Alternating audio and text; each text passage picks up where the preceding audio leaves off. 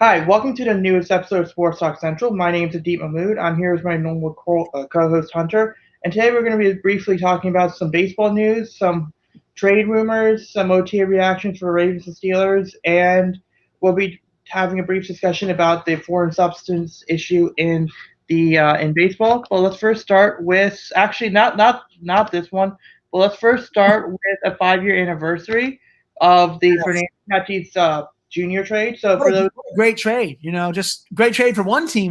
Well, what about the other team? Not so much. Yeah, no, well, it's not that bad because for those who don't know, the trade was that the White Sox, no, sorry, the White Sox traded for James Shields 5 years ago, and Yep. in return they gave Padres got back Eric Johnson, which I believe he's made a couple starts in the majors, but he really hasn't done much. But a little known guy by the name of Fernando Tatis Jr. I mean, 5 years later, I mean, granted, Fernando Tatis was just signed as an international guy for 700,000. So I mean, people probably knew his dad, but like, what are your thoughts? Like 5 years later. I mean, it's worked out obviously great for the Padres with Tatis. I mean, he's unreal. I mean, I don't watch him enough just because the Padres play on the West Coast, so they're always on late. But he's one hell of a talent, and he's going to be that way for a long time. Just like seeing how he goes up against the Dodgers, and it's so funny when he does his bat flips and everything. Their fans are going to hate him for the next 14 years. Yeah, and I think it works out well for the White Sox as well because they still have a good farm system. It's not like They've always have. They've always have. they have Mancada. I know Luis Robert.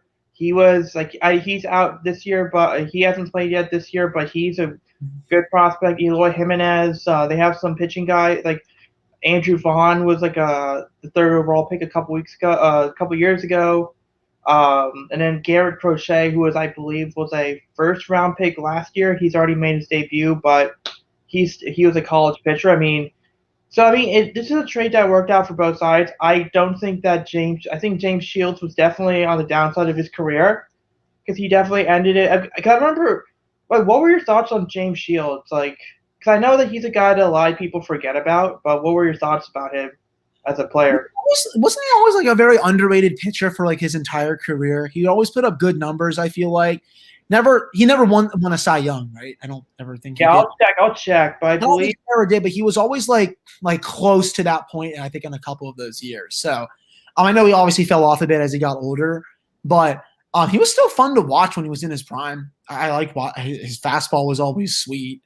Had just a rocking changeup, I think too. So he was fun to watch whenever he was on the mound. Yeah, so yeah, no, yeah. He was on Tampa for most of his career from 2006 to 2012. He was on the Royals for two, Padres for two, White Sox for three. So I mean, it's he wasn't bad. I mean, like yeah, his career record was 145, 139. It's a winning record. Earned run was 4.01, so he was an above average pitcher. Strikeouts, he had over 2,200 strikeouts in his career.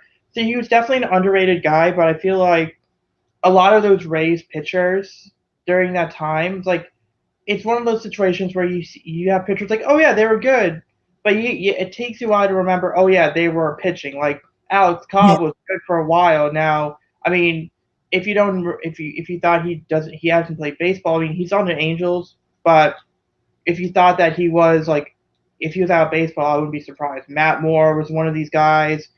I know people know David Price, but I mean, he's now in the bullpen for the Dodgers, yeah. which is really he's in really expensive bullpen arm.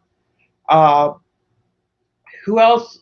Chris Archer was on the Rays and went to the Pirates. Yeah, he was there. There's another pitcher that I thought was there too for so many years. I can't think of him right now for some reason. No, Matt Moore. We were talking about Matt Moore. We talked about Chris.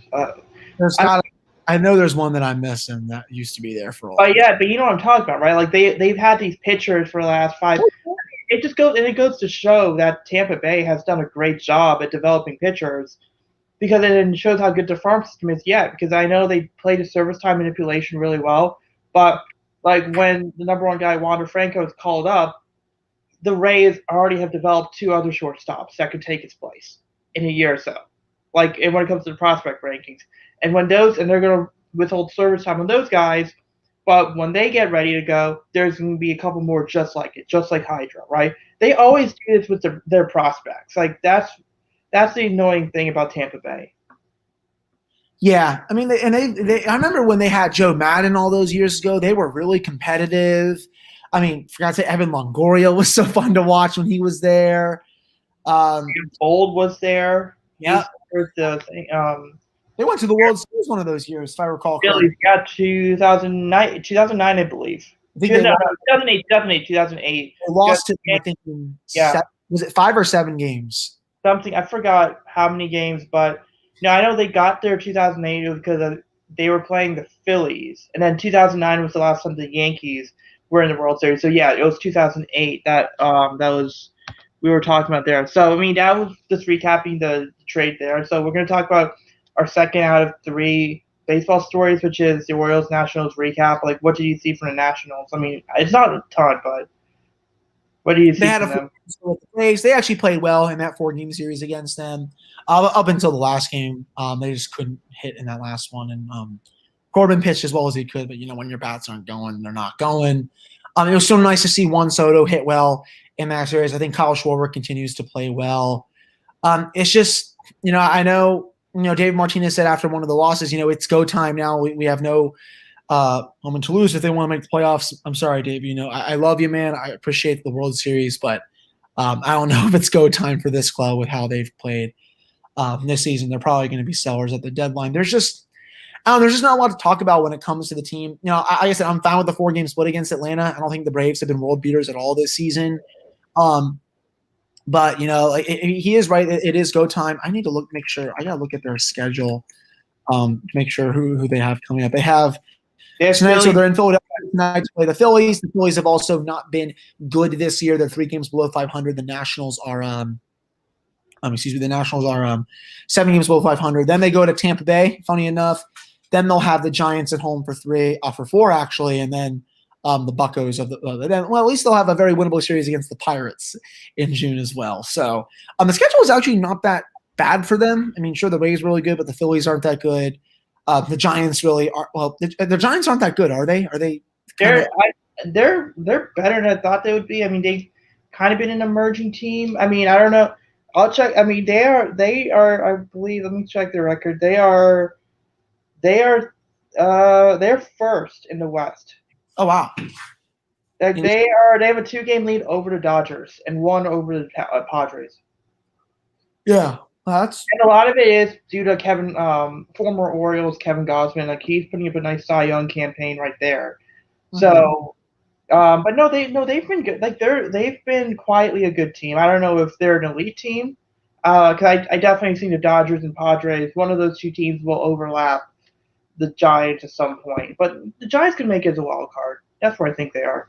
Yeah, I know. Yeah, I definitely think they can. Yeah, I actually never knew that they were playing that well this year. So that should be a good series, but Tampa Bay obviously will be tough. But yeah, I mean, there's just nothing really new to report with them. They're just in the same position that they were after the first 2 games of the season. I don't see it improving unless they go on a huge run here. But, as for the Orioles, indeed, 14 in a row now, I'm sure the fans are getting a little restless. Well, they won 2 in a row, so they lost 14 in a row, but they won the last 2. So 14 of 16. I guess the fans are still a little bit restless. Yeah, no. So I think that part of the reason they lost 14 in a row, and I need to see this more, but is that our pitching coach Chris Holt, he wasn't with the team for the last month because of a personal issue.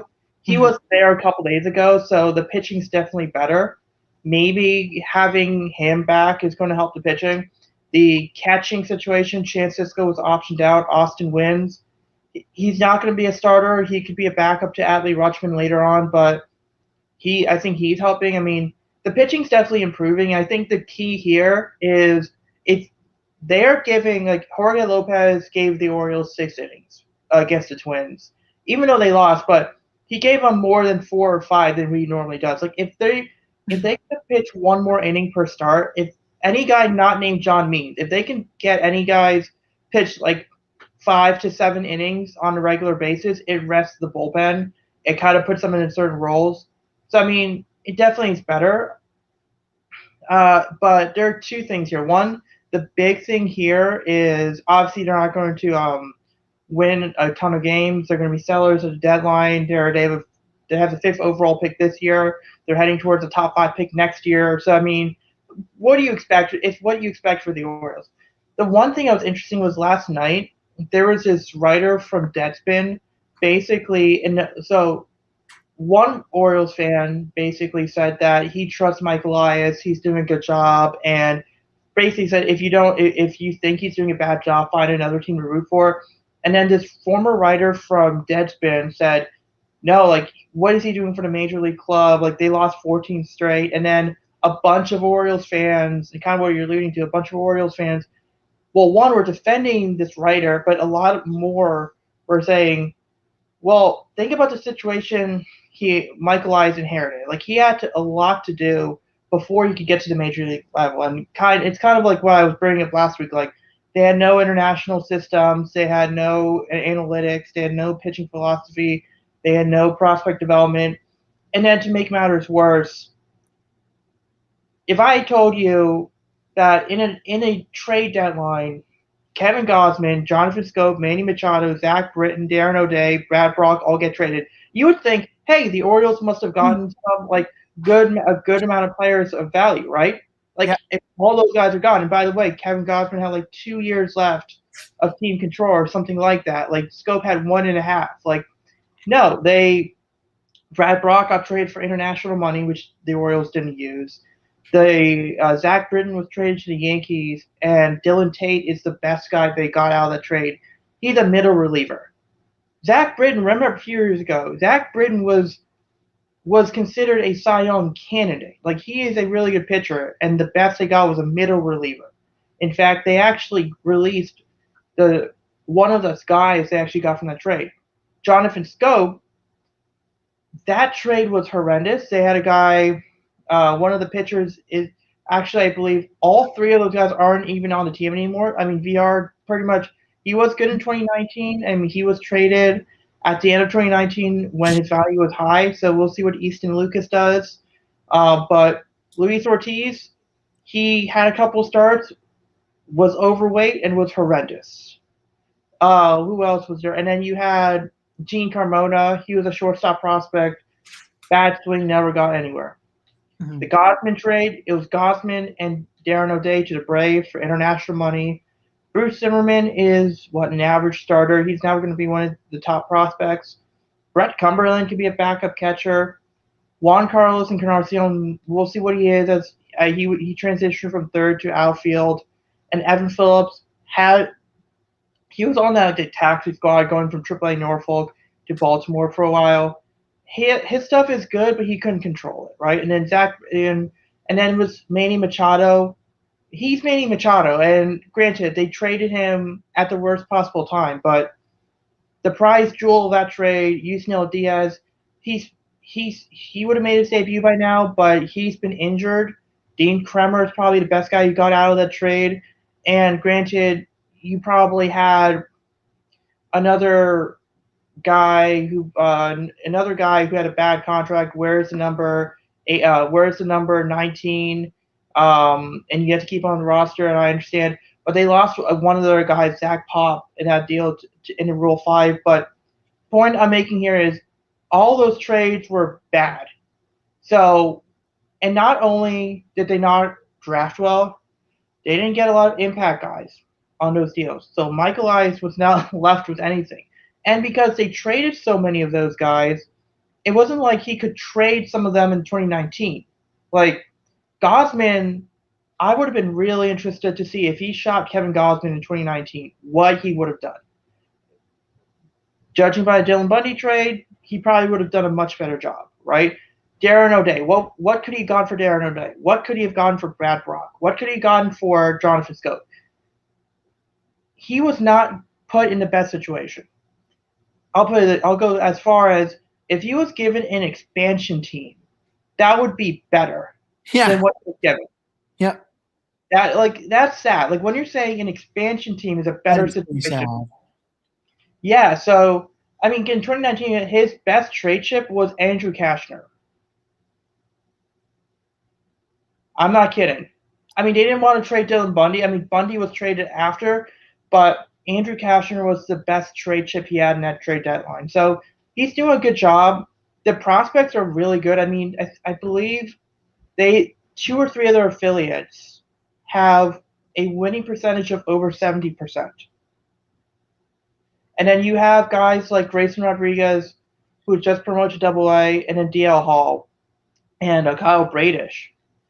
These guys, their strikeout over 9 is at least 14. That's good, right? Mm-hmm. Yeah. If you're striking out 14 guys, and by the way, and then like Grayson Rodriguez throws an effortless 100 miles an hour, right? He has like, so to me, he's building. He was given an impossible task, no minor league season, and this farm system looks a lot better. They just invested 2 to 3 million in a Dominican facility in the Dominican Republic. That's going to help them with international presence. I mean, analytics, they're much better. Pitching development, much better. Like Kyle Bradish is their 12th best prospect, probably their 4th or 5th best pitching prospect. And they're saying, and scouts are saying, or from the Orioles side, that this guy at his best, he's as good as Grayson Rodriguez and DL Hall.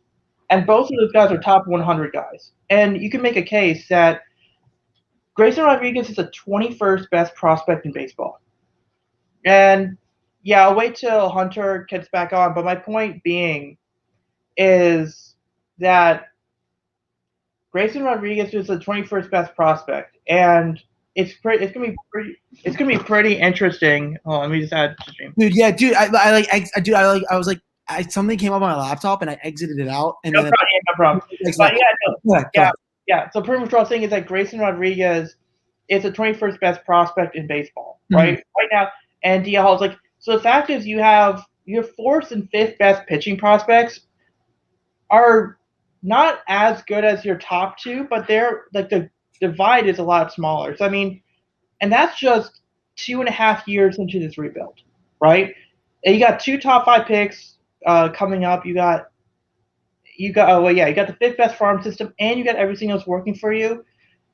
They got the right combination of player position development, which is in position depth in pitchers, and then Adley Rutschman, who's a great defensive catcher, that they could turn this thing around really fast. And like when you have some of the age, if you take a look at their prospect and where they are, they have some good bats coming up. They made some good trades. This is a team that is not going to gradually improve. It's going to take a massive step forward in the next year or so. Yeah. And I'm just excited to see that. So we'll move on to our last story for baseball, and that's MLB and Foreign Substance. So for all this, I'll just set it up, and you can say your thoughts.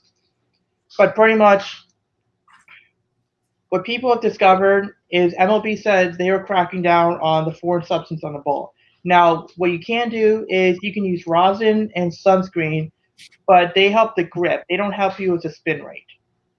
And apparently, Trevor Bauer kind of has this mix with some other stuff, and then some people batters are highlighting it, and then it's obvious. Like, I don't have a glove, but Hunter. But if you see in a game and you see a pitcher kind of going like this, that's kind of like the tell here. But essentially, what they're saying is pitchers are using foreign substance to increase the spin of their ball, which increases the swing and miss, and then that's kind of decreasing the production of it. Also, the deadened baseballs as well. I mean, but what are your thoughts on this? I mean, that's kind of like cheap, isn't it? Not. I mean, it sounds like it. It's like a cork bat or something like that. Yeah. I mean, it's just cheap. I'm glad that the MLB is actually cutting down on that. Just because it's a cheap way for the pitchers to get batters out. I mean, obviously, we know that hitting is up higher than ever, especially with home runs. I mean, we've seen so many home runs these last few seasons, higher than I think in almost a decade. I think is how bad it is now.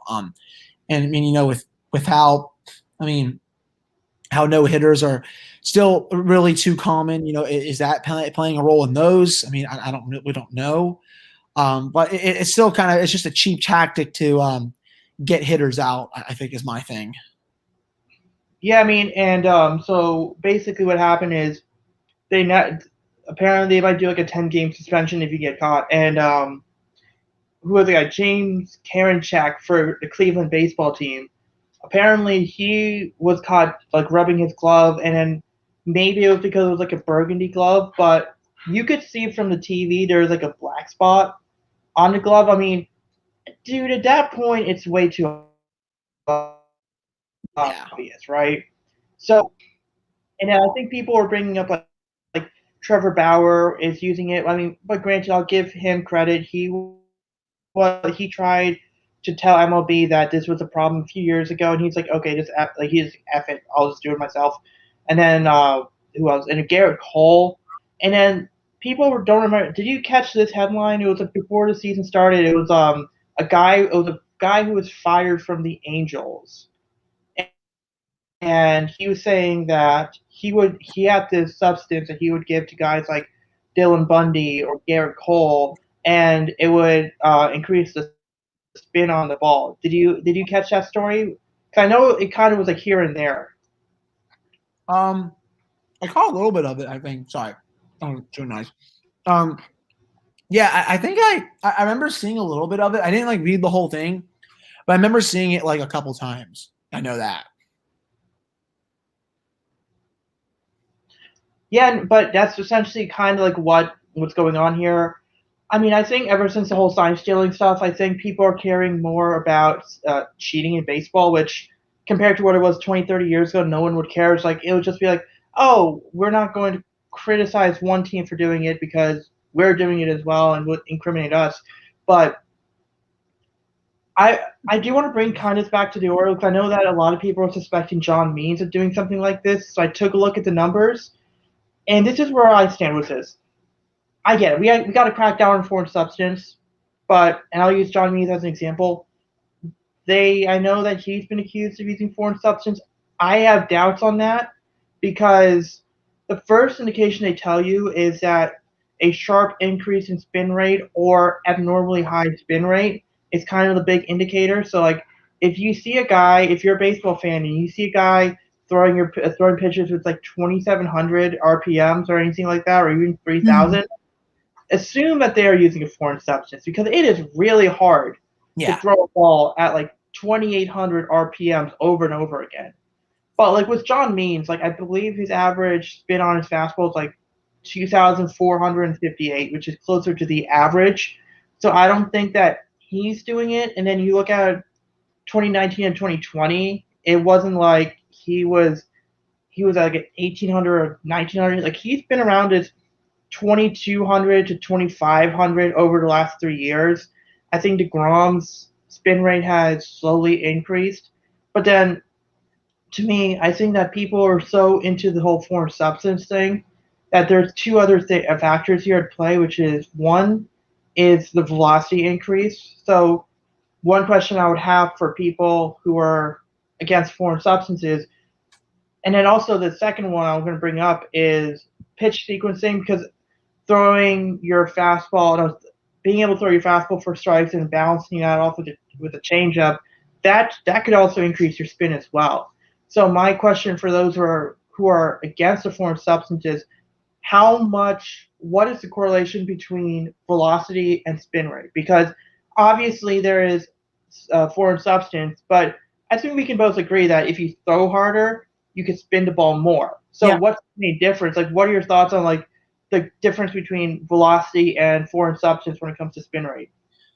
I think like if you see like a really high uptick in it, then you know something is a little off, right? Like if it's like you see how like you look at like if a pitcher like has their normal velocity and it's like, okay, this is normal, but then you see a huge uptick and it's like, okay, maybe one start it's a little bit of a one-off, but then you keep seeing it for 5 to 10 starts in a row. It's like, okay, like what's really going on here? Is he actually like made some mechanical changes, or is this like an actual foreign substance? I'd probably lean towards the latter.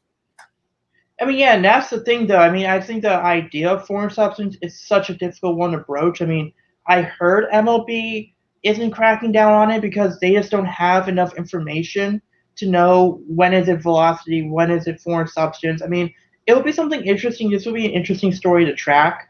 And I get the frustration, but at the same time, I also think that there are natural things that pitchers are doing now to make themselves better, to increase spin in a legal way.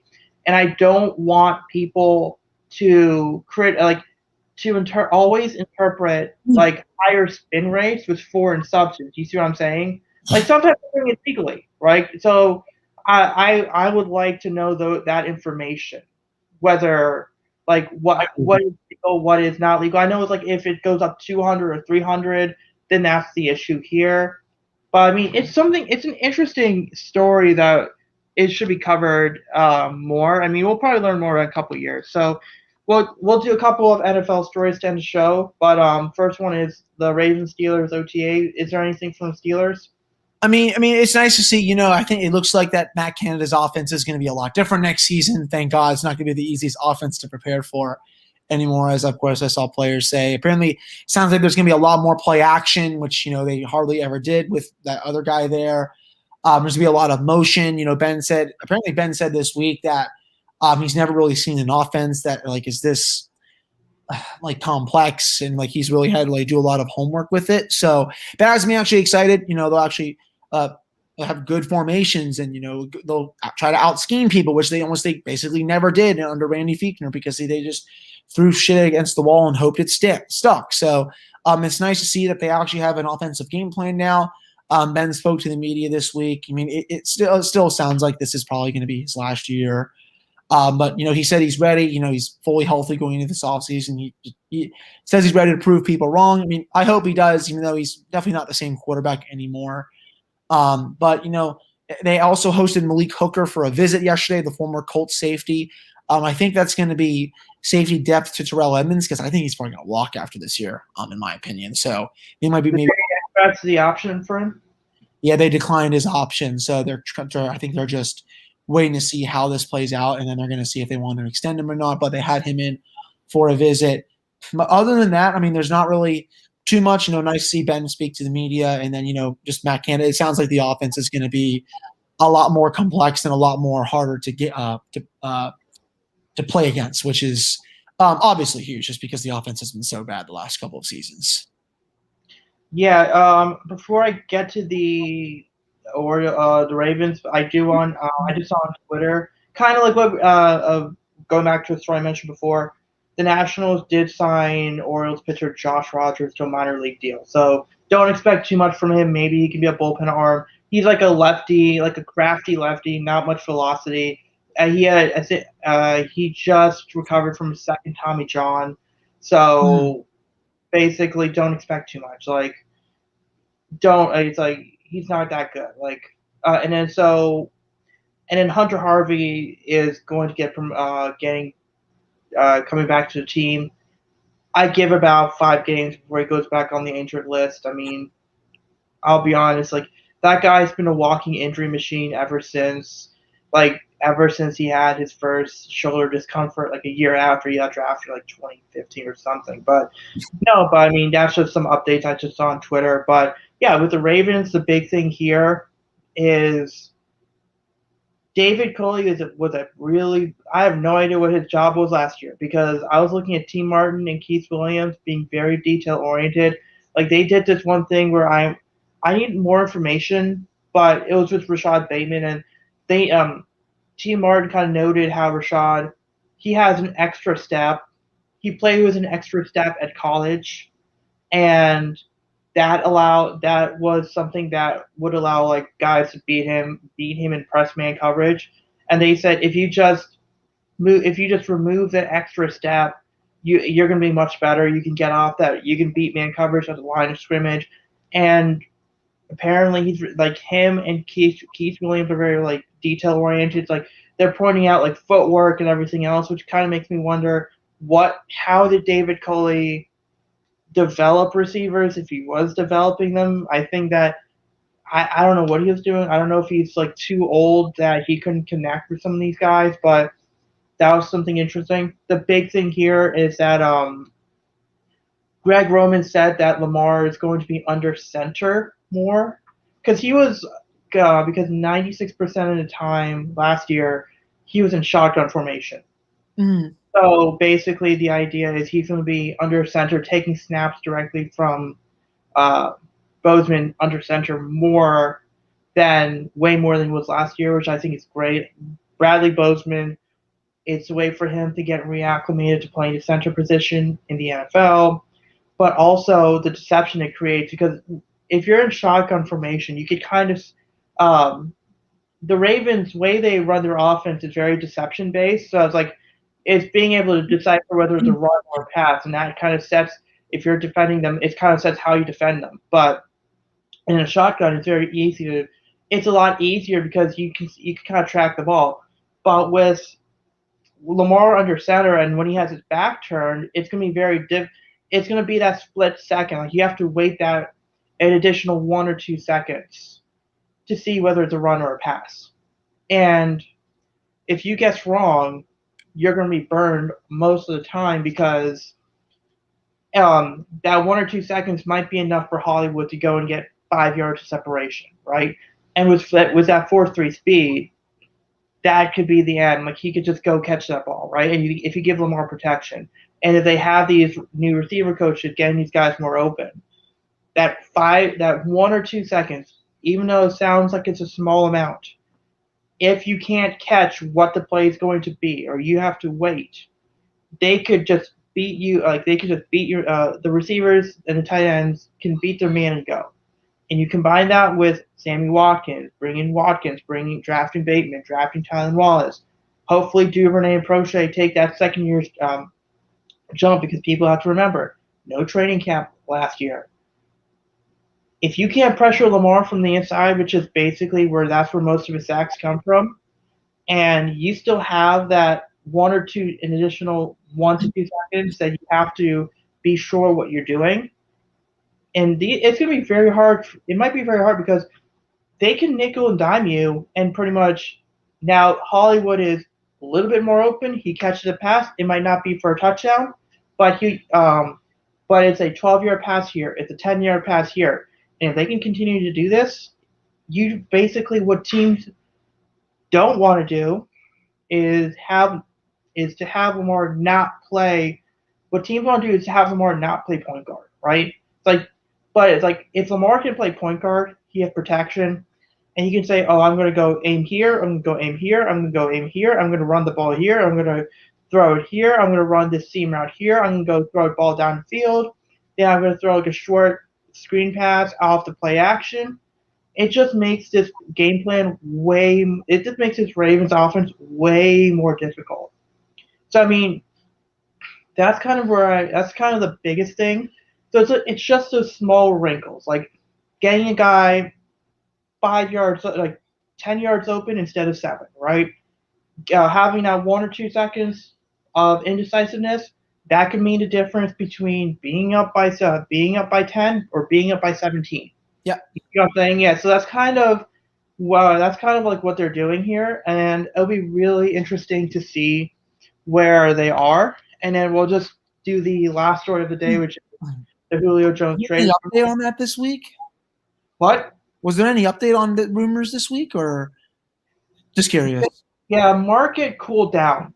I guess the market cooled down. I mean, here we can just have like a brief discussion on our thoughts on how much would you be willing to pay him, like considering he's gonna be 32. Like, here's how it works.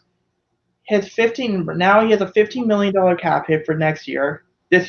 Then it's $11 million for 2022 and 2023.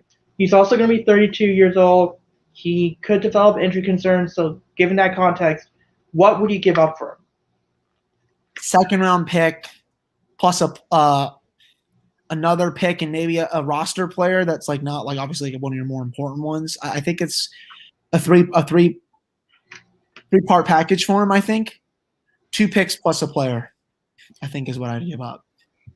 Yeah, and I think we can still look at some teams. I think 49ers seem like a perfect fit because Garoppolo has no guaranteed money left on his deal, so you have a guy on a rookie contract. The Bears. Bears, I mean, that could be one. But we'll go back to the 49ers. I mean, Brandon Ayuk, Deebo Samuel, Julio Jones, George Kittle. I mean, that's a pretty good receiving room right there. And by the way, it is also good enough that over time, Julio doesn't have to take the starring role. He could just be that second option, third option, fourth option, and he's one heck of a fourth option, even in his 30s. I mean, that's kind of where I am with that. Oh yeah. The Titans, I don't know. I saw a lot of the Titans this week. I just don't know if the Titans are going to get him. It just seems too obvious of a fit, and I think that if because I know they could clear space, right? They could probably take some of Tannehill's salary, turn it into a signing bonus. But if the Titans were the favorites, I feel like he already would have been traded to Tennessee by this point. That's where I stand. So I think that either they're hoping. I mean, Titans can be interested. The Patriots maybe, but I don't see the Patriots giving up too much. So it'll be really interesting to see where they go with this. I mean, and I want your thoughts on this one before we talk about the contractor, because there's also potential of him asking for another contract, right? Like, because he has 3 years left on this deal, but like him asking like for another contract, which could be why it's taking a while. But do you think that some of this has to do with because I know teams do I know different teams in different sports do this where some teams are known to be more aggressive, some teams are known to be more of a better fit, and that teams that are trading a star player, they're hoping that those teams stay in the race and they're interested because they can go like, for example, the Rams, like they are all in. If the Rams are interested and they have no first round picks, they can use the Rams to drive up the market for other teams. Or with the Ravens, like if you give the Ravens Julio Jones, they are almost unstoppable. You want like they go to Titans. You want the Ravens to go get him? Like, do you think that has something to do with the waiting period? It could. I don't know how many teams are actually interested. That's the big thing, especially with how the cap is so now. And do they want to give up prime assets to get someone who's in his 30s and is making a lot of money and his stats, for better or worse, have gone down, these last couple of seasons. This is not the Julio Jones from even just a few years ago where he was considered the best receiver in football, arguably with Antonio Brown for a time. So, I mean, you're obviously going to be getting a really good receiver, and it is at least easily your number two, if arguably not your number one. But, I mean, how much do teams want to give up for him? I think that's the big thing. And do they want to invest cap space in him, even though his numbers could go down? Because, you look at the Falcons and, sure, they're not a good team, but, they also have Matt Ryan there, he's not a slouch. I mean, he is still a good quarterback, even though, he should have a Super Bowl, but that's for another day. But, I mean, and his numbers went down with Ryan being there. I mean, he was the focal point. I mean, we'll be curious to see how other teams would want to fit him into their schemes. Yeah, I mean, it's interesting because even if he does stay with Atlanta for another year, I mean, you got to imagine like him, Pitts, Ridley. That's good. That's a good core. Yeah, and that's something to work with. I mean, so I think the Falcons are in a good enough place where I get it. They can get a good package back for him. Oh yeah, and it's just really interesting to see. And the point I keep trying to point that I think some Ravens YouTubers are saying because they want Julio. It's like, oh, trade a first round pick for. It's like, guys, you're not getting a 27-year-old Julio Jones. I don't know why you want to trade your first. That's stupid.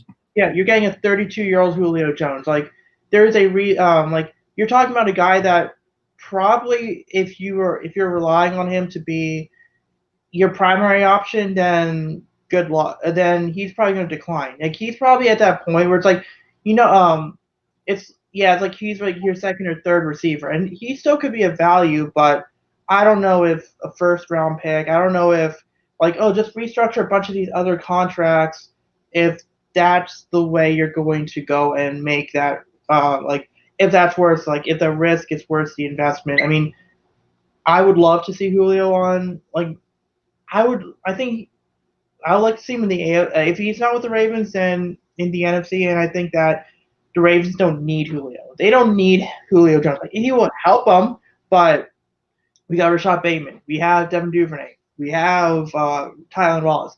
We have those pieces.